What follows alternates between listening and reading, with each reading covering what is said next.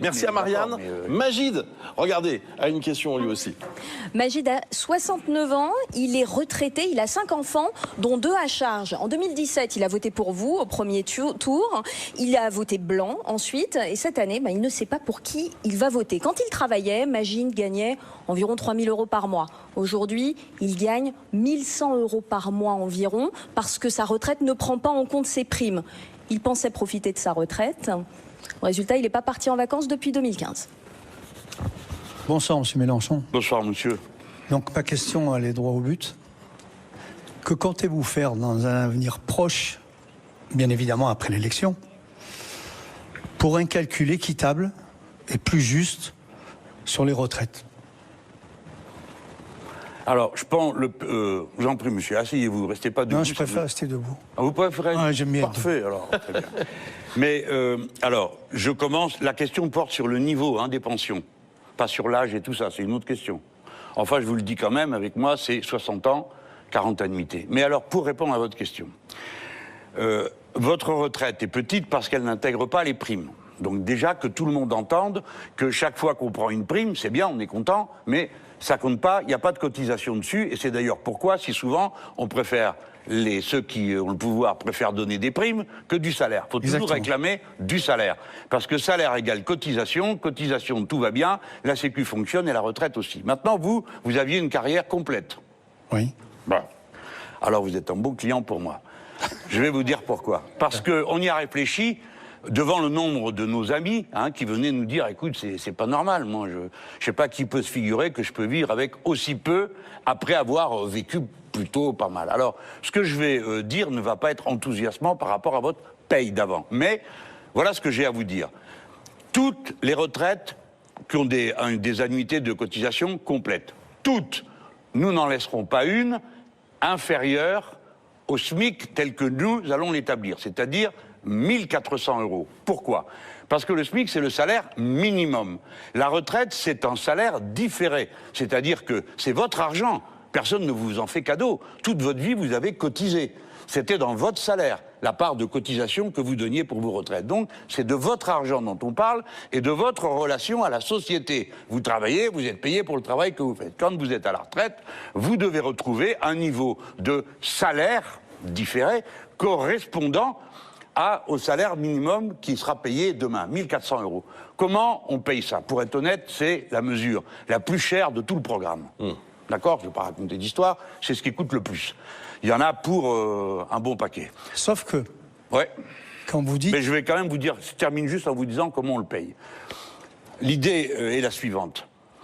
Monsieur Hollande avait imaginé qu'il allait faire un choc de compétitivité. Il a inventé un truc qui s'appelait le crédit impôt, compétitivité, emploi. Bon. Alors ça, c'était pris sur les cotisations sociales. Là, pardon, c'est un peu technique, sur les cotisations sociales. À l'époque, chaque fois que l'État décidait quelque chose pour la Sécu, il devait remettre à l'euro près. Entre-temps, M. Macron a annulé ça. Donc, qu'a fait M. Macron? Il a repris le dispositif Hollande. Au lieu que ce soit un dispositif extraordinaire, il a mis dans la loi ordinaire. Et pour le reste, allez vous faire voir pour la compensation. Il y en a pour 20 milliards. Avec 20 milliards, je paye ce que je viens de dire. C'est-à-dire que tout le monde ayant une cotisation, enfin le nombre d'années prévues, le minimum, ce sera le salaire minimum qui est payé à tout le monde. Et les autres, il y a aussi les autres, eux, ce sera au minimum au-dessus du seuil de pauvreté, c'est-à-dire au-delà de 1 000 €. Il n'y aura plus une personne dans ce pays qui aura une retraite, ou avant on appelait ça le minimum vieillesse. Bon, il n'y en aura plus un qui restera avec moins de 1 000 €. Alors attendez, moi... Ça déjà, ça fait beaucoup. D'accord. Moi, si vous y arrivez, vous me donnez 1 400 €, je suis content. C'est vrai? Si c'est dans les médias, si c'est pas dans 5 ans. Parce qu'après l'élection, souvent on nous dit... On va le faire tout doucement, petit à petit. Puis au bout de 5 ans, c'est toujours pas fait. J'ai parlé du Moi, je veux vous poser une question. Elle est claire, ma question. Vous mettez à 1 400 €. D'accord? À 1 400 €, si vous ne bloquez pas les produits de nécessité que vous n'avez pas cités tout à l'heure, moi, je vais vous les citer. L'eau, l'électricité, le gaz et les produits de nécessité d'hygiène. Monsieur le journaliste là-bas, excusez-moi, j'ai oublié votre nom, l'a souligné. Monsieur Corbet. Allez-y. Corbet. Oui. Donc, moi, vous me donnez 1 400 €. Si vous m'augmentez ma retraite on va dire 10%. D'accord? Mais si l'inflation, elle monte de 20%, on se mord la queue, on tourne en rond. Et ça fait des années que les politiques ils font ça. On augmente un peu le SMIC, tout augmente derrière. Et ça, je le comprends. Moi, attention, hein, je viens pas pleurnicher ici. Hein. J'ai pas à me plaindre. Hein. Il y a pire que moi. Hein. Ce que je veux dire, c'est qu'il faut arrêter de parler d'augmentation parce que vous augmentez les salaires. Ok, c'est même très bien, je suis pas favorable. L'artisan qui a un salarié qui est plombier, il va faire quoi? Il va augmenter la prestation. D'accord. Eh oui. Alors? C'est obligé pour qu'il s'y retrouve. Oui, j'ai compris. Alors que comptez-vous faire alors? Ah oui, bah, pour que cela n'arrive plus. Parce que ça fait des années que ça arrive. Alors je vais vous répondre. D'abord, je commence par les produits que vous avez évoqués. Vous avez bien fait de le faire. Parce que vous ne l'avez pas fait, donc je me suis dit, je vais le faire. Oui, non, mais vous avez raison. Non, mais c'est vrai. Non, il a raison. Vrai, si on augmente un salaire et que juste derrière on passe avec la ratiboiseuse, ça sert à rien. Bon, donc dans le programme, ce qui est également prévu, c'est la gratuité des premiers mètres cubes d'eau, parce que dans ce pays, il y a un gros problème sur le sujet de l'accès à l'eau. Vous savez que c'est interdit de couper l'eau, mais on coupe quand même. Et deuxièmement, les premiers kilowattheures qui, eux aussi, seront pris en charge, les premiers kilowattheures, gratuitement. L'eau, alors, si à chaque fois, je pourrais vous expliquer, mais Bruce Toussaint ne va pas être content. Ouais, mais vous ne comptez pas les premiers kilowattheures et vous augmentez ceux d'après. Attendez. Ah oui, ça va marcher comme ça avec EDF, ils vont s'y retrouver. Non, mais il n'y a pas qu'EDF. On la connaît, vous savez. On les connaît, d'accord. Vous savez, 2 produits achetés, un gratuit. On paye les 3, hein. Mais tout le monde marche. Tout le monde court. Allez, j'en prends 3. Puis quand vous arrivez à la maison, vous avez un stock inouï. D'accord. Et vous dites, j'ai plus de sous dans le porte-monnaie. Je peux vous répondre? Ah oui, je vous en prie. Voilà. Alors, non, mais vous savez qu'on s'est mis à quelques-uns. Hein. Il ne faut pas croire, mes copains qui m'entourent, ils sont pires que vous, hein, pour inventer les diableries de l'ennemi. Bon, donc ce qu'on dira, c'est qu'on va...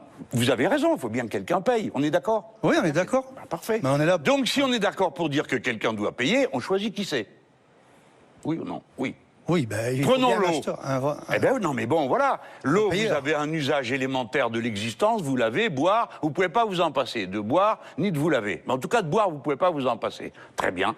Et puis, supposons que j'ai une piscine, ce qui n'est pas le cas. Mais supposons que j'en ai une. Est-ce que je paierai à partir du moment où l'eau, les premiers mètres cubes sont gratuits pour vous? Eh bien, je ferai partie de ceux qui paieront. Ceux qui ont une piscine ont un usage de l'eau qui n'est pas de première nécessité. Donc, les usages de cette nature, plus les mésusages, c'est-à-dire lorsqu'on utilise de l'eau n'importe comment, comme si c'était éternellement renouvelable, eh bien, ils paieront plus cher. Idem pour les kilowattheures de l'électricité et de EDF. Ce n'est pas pareil d'allumer la lumière chez vous, d'avoir votre frigo qui fonctionne, que sais-je encore, votre machine à laver, que d'aller dans la rue et d'admirer une magnifique pancarte lumineuse qui vous fait des sourires, vous gratte dans le dos pour vous faire acheter je ne sais quoi. Donc, suivant les usages et les mésusages, et les usages d'urgence, parce que je ne suis pas en train de parler d'autre chose que des choses qui sont indispensables pour la vie de tous les jours. D'accord? J'ai donc répondu à votre question. Alors, sur la retraite, les revenus de la retraite... Non, mais je finis. Ah oui, les prix. Non. Vous m'avez parlé de fixer le montant minimum d'une retraite, mais vous n'avez pas parlé comment se calcule la retraite et que ça ne se reproduise moins ou plus les histoires de primes, de frais kilométriques, de déplacements, d'indemnités, de je sais quoi, pour arriver... Vous comprenez bien que moi, j'étais pratiquement... Vous bossiez dans quelle branche? Niveau en éclairage public. J'avais un salaire niveau chef d'atelier, chef de chantier, pardon. D'accord? Un salaire de chef d'atelier, chantier, il ne gagne pas 3 000 €. Donc vous comprenez que j'avais beaucoup d'à côté. Oui. Et quand j'ai vu l'employé administratif qui faisait le calcul sur les retraites, il m'a dit ça compte pas, ça compte pas, ça compte pas, ça compte pas. Et il m'a dit, ah ben il vous reste 1 120 €. Sur les 1 120 € vous prenez 70 € pour l'eau, 130 € pour l'électricité, 600 € de crédit maison. Vous n'avez même pas de quoi payer votre enterrement. Bien. Comment voulez-vous pour votre... ne pas être indécis dans une élection? Oui. J'ai promis à tout le monde encore une fois de prendre la parole. Mais merci beaucoup, Magid. Je profite parce que je ne sais pas si on va... Mais vous avez raison de profiter. Je vous présente. Non mais attendez, merci de m'avoir écouté. Il peut me répondre quand même. Mais oui. D'abord, non mais attendez. C'est la même... pardon, madame. Je termine de vous répondre. Il n'a plus le monopole, monsieur Toussaint.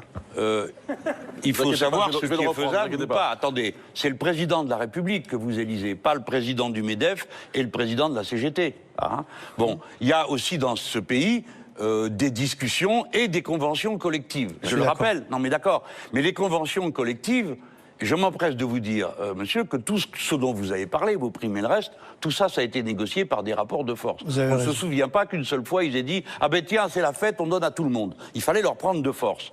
Donc il y a toutes ces choses qui concernent la condition salariale, renvoient à la négociation entre patrons et syndicats. Et ça m'amène à vous dire, parce que là aussi j'ai une réponse, Monsieur Macron a renversé le système français. Je résume, ça va pas être long. Avant, il y avait la loi, puis il y avait la convention de branche, puis la convention d'entreprise. On pouvait avoir une convention d'entreprise que si elle était meilleure que la convention de branche. Et on ne pouvait avoir une convention de branche que si elle était meilleure que la loi. Lui a tout renversé. Et vous pouvez avoir une convention dans l'entreprise qui est moins bonne que la convention de branche et moins bonne que la loi. Nous revenons aux affaires, il y aura une loi pour rétablir ce qu'on appelait le principe de faveur. Pourquoi ? Parce que quand vous êtes dans l'entreprise, c'est là que vous avez le moins beau rapport de force pour négocier avec le patron.